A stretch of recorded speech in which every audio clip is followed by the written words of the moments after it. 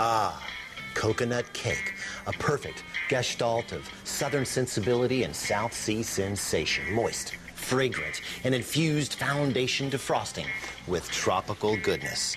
This is my desert island dessert. Now, as everyone knows, the best place to find top quality cakes is a small southern diner supplied by a local cake lady. Now, seen by few, photographed by none, this town's cake lady is a high priestess of the craft. Excuse me, ma'am. Ma'am, this is not her cake. Oh, we get all our cakes from Cake Smart now. Folks like a value, you know. Yeah? I don't know. This is just white boxed cake with whipped shortening frosting with some old coconut flakes slapped on the side. Don't seem right, does it? No. What happened? Did the cake lady retire? Well, rumor has it she got squeezed out of the market. Couldn't compete with the Cake Smart's pricing. Well, didn't somebody complain? Oh, at first, a few people, old-timers like me. But you know how folks are. Give them a big enough piece, they can get used to anything. Well, I don't know if I can. I certainly can't get used to this. Ugh. Sonny, you know what I always say? The past tasted better than the future. Another standard bearer falls in the war against culinary mediocrity. Well, I've taken all I can take, and I can't take no more. It may take some research, a little experimentation, and a lot of coconut, but I will find a way to revive the legend of the cake lady's work and produce a coconut cake that's honest to goodness.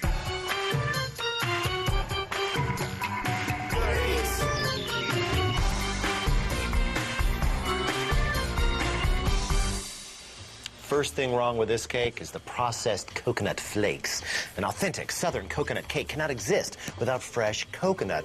Of course, coconuts weren't readily available until the 20th century in this country, and yet coconut cake, I thought, was a long-established southern tradition. So where'd they get the coconut? Well, the Caribbean, of course. Fresh coconuts came in through the southern port cities of Charleston, Savannah, New Orleans, long before it was widely available other places. And you are? Oh, sorry, Nancy McDermott, cake historian. Oh, hi. I'm on the trail of a cake lady. Oh, well, I'm afraid you're not going to find one here, not anymore. Indeed, I'm afraid that our fine, ancient friend here may be done for. Well, to tell you the truth, layer cakes like this don't go back all that far in American history. They weren't possible until the advent of the cast iron stove and baking powder. That made it possible for a home cook to make something as delicate as a layer cake. So we're talking 1850s? Exactly. And the first layer cakes were thin layers sandwiched together with jelly or jam, homemade jelly or jam. They're called jelly cakes. The coconut cake, as we know it, only dates back to about the late 19th century, but it's been wildly popular ever since. And I assume that all authentic recipes called for freshly grated coconut? Absolutely. Although the challenges of getting and grating a fresh coconut have always made it more of a special occasion. It was something that you'd make for the family reunion or Christmas. Oh. Got a lead. I gotta go. Oh, good luck. But listen, if you find the cake lady, tell her that I'm not going to give up the fight and I'll never forget the flavor. If I see her, I'll tell her. Okay, thanks. Well, it looks like I've got some shopping to do.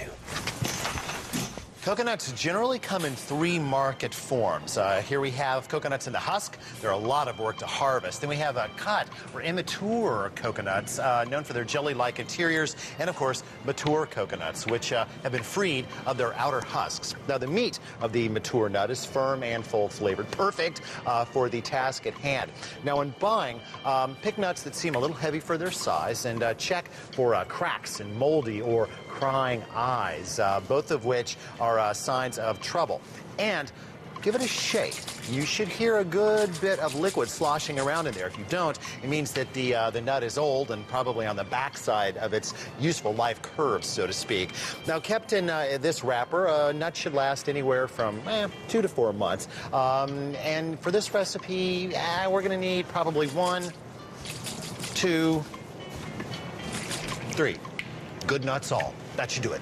When Portuguese adventurers crashed the South Seas during the 15th century, they came across coconuts, and they took a look at the indentations on the end and reminded them of a cocoa or a goblin face, and so they named them appropriately cocoa nuts. Even though they are not technically nuts, they're drupes, But I guess Cocoa Drew sounds kind of like a silly name. Anyway, the eyes are important to us because they are the gateways by which we enter into the goodness of the coconut.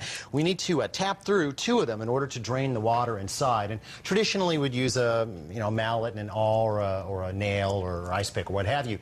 But that all seems a little medieval when you consider the fact that we have one of these. That should do the trick. Something in the 1/4 inch or 3/16 range. Watch your eye, big guy.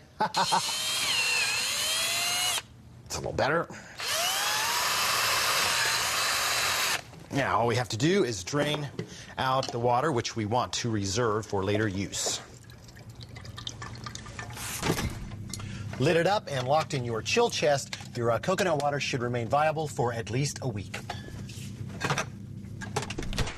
The more that I think about it, I suspect that 2 drilled and drained coconuts, which will yield about 10 ounces of meat apiece, will be enough for this recipe. Now, to crack them open, bake at 375 for 15 minutes. But always remember, drill them out first. As you can see, the hard shell is now cracked, and you can remove it with either a screwdriver or an oyster knife. And once that's off, you still have to remove the brown husk, which clings tightly to the meat, and for that, there's nothing better than a vegetable peeler. Once you've got all the peeling done, give the meat a little bit of a bath, just to remove any bits of husk that may remain, and then consider grating. A box grater is certainly the traditional way to go, but man, does that take a long time. Small rasp-style graters are certainly no better, take even longer. Then there's the food processor. My particular choice for this, just use your grating disc and wail away on it.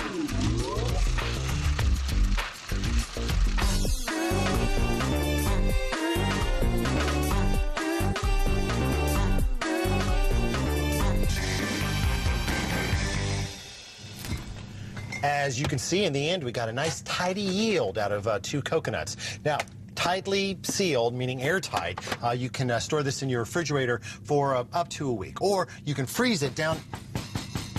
Egads, who could that be? What's this? A note from the cake lady. She wants a meeting.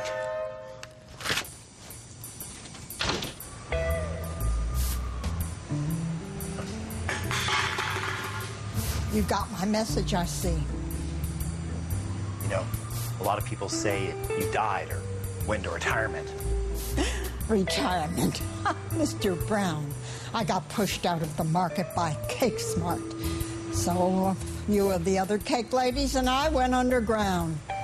When society finally crumbles, we'll be ready to step in and begin a new age where flavor and texture are king. That sounds swell, but you know, if we bring coconut cake back now, maybe we could save this civilization. Impossible. Besides, even if I believe that, why would I trust you with my secrets? Look, I'm not trying to steal your recipes, okay? I need a little guidance. Then look to the coconut. Look to the coconut. Look, I've already shredded about 1,000 pounds of coconut. Silly little man. You think that's all there is to it? You make a true coconut cake. You must extract the essence of the pod, infuse it life into the cake, milk it for all it's worth. Milk it? Like you're milking this dialogue. Cake lady, tell me something. Cake lady? How do you like that? Milk it. Now, what's milk it? Wait. Coconut milk is simply a shredded coconut that's been steeped with an equal amount of liquid, usually water, and then strained to remove the solids. Looks a lot like milk, hence the name. Now, coconut cream, which is a whole lot harder to find, is made the same way, but with 2 to 4 times as much coconut. Now, here's the dangerous thing. Don't confuse coconut cream with cream of coconut, which is a much, much thicker, sweetened syrup, commonly used in making pina coladas and the like. Not the same thing. Now, our recipe calls for the milk and the cream. Even if I could get it all in the can, I don't know if that's the way the cake lady would want it. Nope, I think she wanted us to do it the hard way. Not that the hard way is that hard. For either coconut milk or coconut cream, just add 1/2 of a cup of boiling milk to a vessel like a jar or a mixing bowl. Now, to the milk, we would add 2 ounces by weight of our shredded coconut. To the coconut cream, it would be 4 ounces by weight. But wait, that's not all. We can also make a nice coconut extract. There are alcohol-soluble flavors in there, so 1/2 cup of vodka will go in our third container, along with 1.5 ounces of the shredded coconut. Seal each of the containers tightly and allow the milk and cream to sit for 1 hour. As for the extract, stash that in your pantry for 5 to 7 days, giving it a shake every couple of days. Then all you have to do is strain out the solids, label, and store for later use. When an hour is up, take both the milk mixture and the cream mixture for a spin in your friendly neighborhood blender. You really want that good and pureed, so let it run for about 1 minute on high. Then, time to strain. I just have a couple of beakers here, but I'm going to line them with small cotton bags. If you don't have these, you could use clean tea towels or even cheesecloth. Just pour in all the goop, which is a little sticky, but not too unmanageable, and then squeeze out the milky goodness. Let both of these chill down before using, and just like all your other coconut products, you've got about a week in the refrigerator, more like a month in the freezer. By the way, yes, you could just use store-bought coconut cream and coconut milk and coconut extract if that's the way you want to play it. Nothing's worse than dedicating 2 hours of your life to a layer cake only to find you can't get the cakes out of the pan. This could be prevented if you practice proper pan prep. My secret: parchment paper. 2 sheets of it, and this is all you have to do. Fold in half thusly and crease. Fold again and crease. Fold yet again and crease. Fold again and crease. Now grab your favorite pair of shears, line up the point of the paper with the center of the pan, and snip. We need a little lubrication. For that, we will use no stick spray. Make sure you get it up on the inside edges. Then the discs go down. Hit them one more time. The batter begins with a standard creaming procedure. 2 sticks, that's 8 ounces of butter, go into your stand mixer fitted with a paddle attachment. Beat that on medium speed for 1 minute or until light and fluffy, and then slowly add 16 ounces by weight of sugar. While that continues creaming, you can combine 14 1/4 ounces of cake flour with 1.5 teaspoons of baking powder and 1 teaspoon of kosher salt. Whisk to combine and set aside. And when your butter and sugar looks like that, it is almost ready to go. Just going to let that beat for about another 30 seconds. Meanwhile, we will combine 1/2 cup of coconut milk with 1/2 cup of coconut cream, homemade if at all possible. To that, we will add 1 teaspoon of our homemade coconut extract. Now, when it comes time to bring the batter together, we're going to make alternate additions of the dry goods and the milk. 3 of each, starting with the dry and finishing with the milk. Do this slowly or else, well, you'll throw flour all over the counter.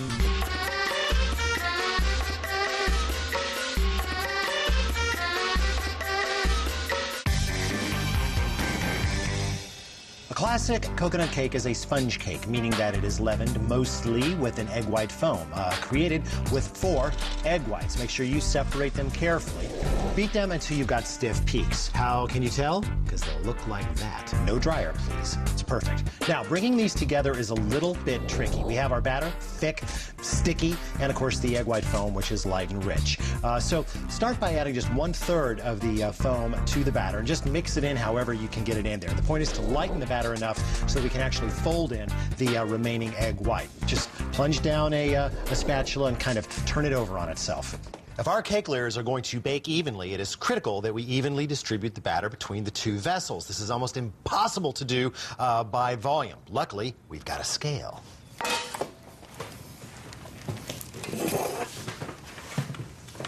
Now, depending on how quickly your scale responds, you're probably going to want to go really, really slowly on the last couple of ounces so you don't overshoot. Now, although I think that I have 3 pounds of batter here, and I'm going to base my my dosing on 1.5 pounds, I'm not sure that it's exactly right. So just look to get the batter as evenly distributed as you can. Don't worry about the final weight. Park these guys in the middle of a 350-degree oven. Set your timer for 40 minutes. Strike that, 20. Halfway through the cooking, you'll want to rotate them thusly.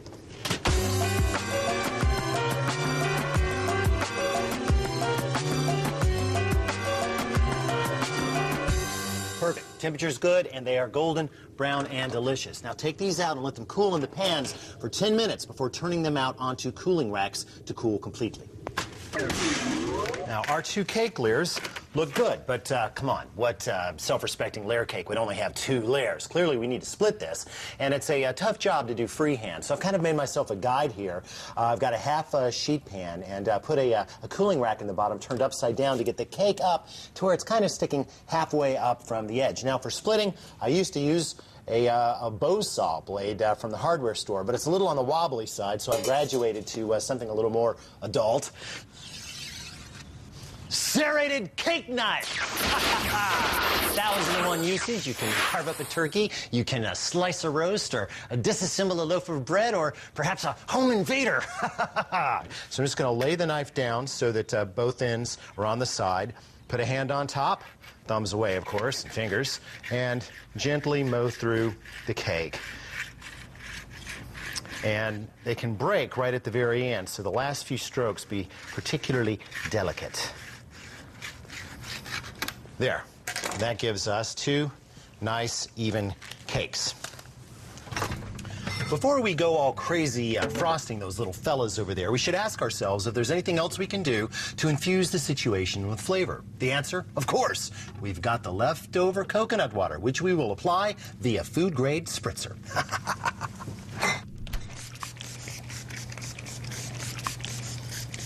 Now, while that soaks in, we will face the frosting. Bring a quart of water to a boil in a large saucepan, then reduce the heat to just bring it down to a simmer. Then we have 12 ounces of good old-fashioned sugar. 3 egg whites go into that, along with half a teaspoon of cream of tartar. The acid will help to denature the egg whites. A quarter of a teaspoon of salt. 1/3 of a cup of our coconut water. And that goes onto the steam. We will apply the mixing torque, but at a low setting for 1 minute. After 60 seconds, boost the speed to high and keep it there for 5 minutes. Now, time for 2 last flavor enhancements. A half teaspoon of vanilla extract and 1 teaspoon of our homemade coconut extract. There. Now, reapply the beating for another 60 seconds. There. Now, wait 5 minutes, and not only will this be delicious, it will form a nice confectionery glue for our cakes. What do you call it? Well, 1 minute plus 5 minutes plus another minute, 7-minute frosting. That's where it gets its name.